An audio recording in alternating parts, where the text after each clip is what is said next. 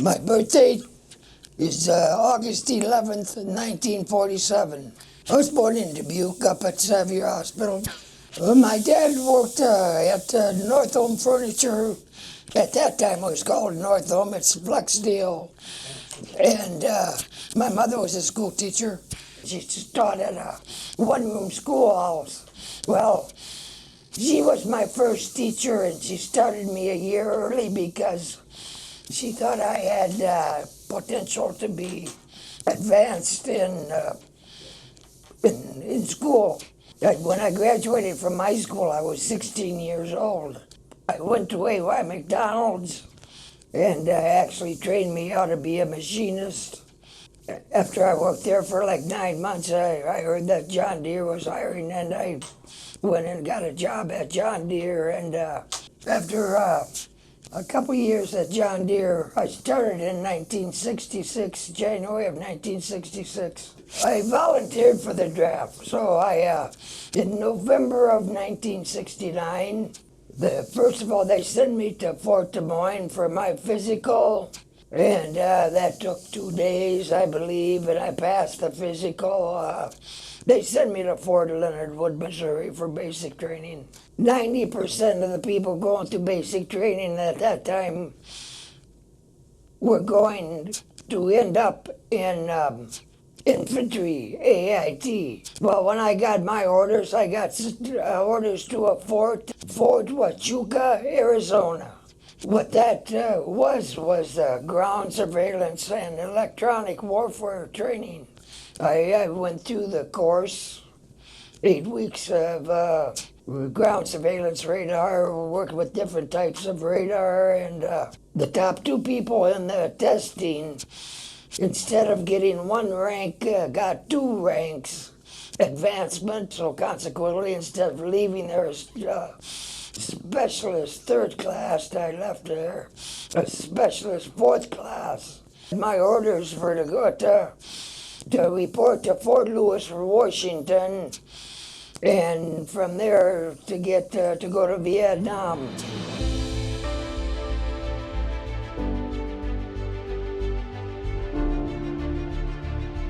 Well, when we landed I landed in Cameron Bay.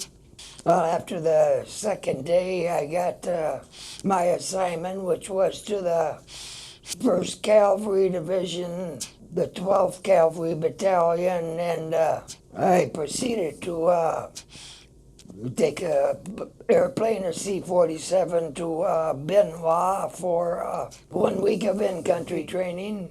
After that, we worked off of temporary fire bases.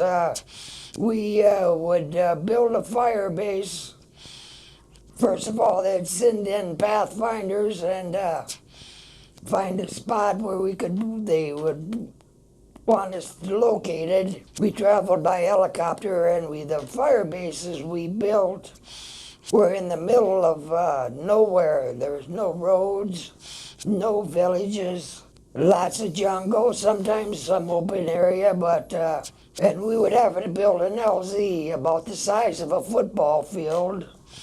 At one end would be 6 artillery pieces, and all around there'd be different guard posts I would build, and a command center, and a temporary mess hall.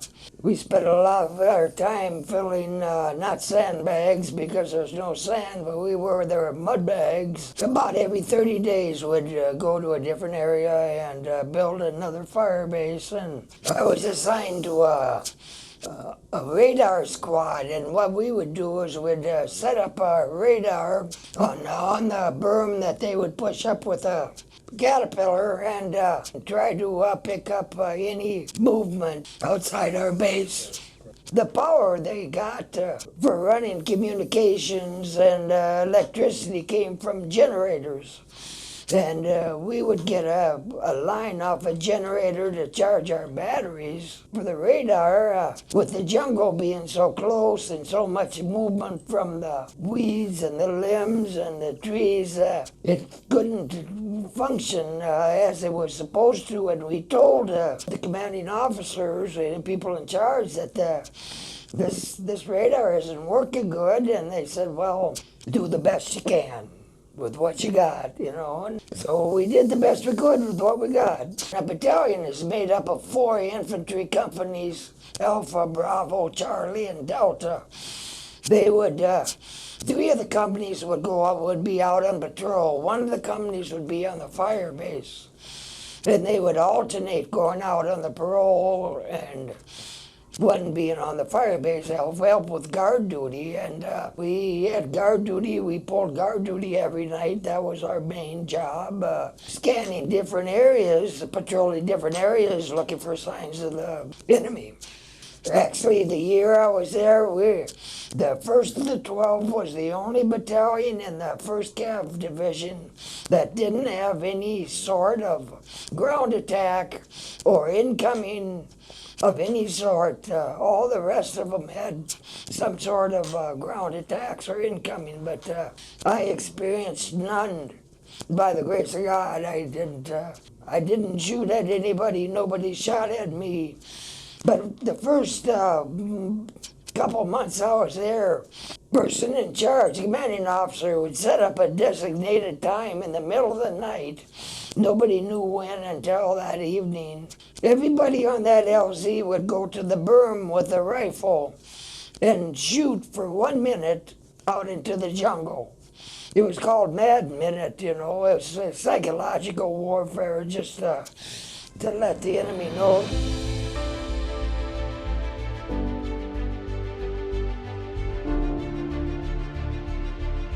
I got out of active duty July of '71, went back to work at John Deere.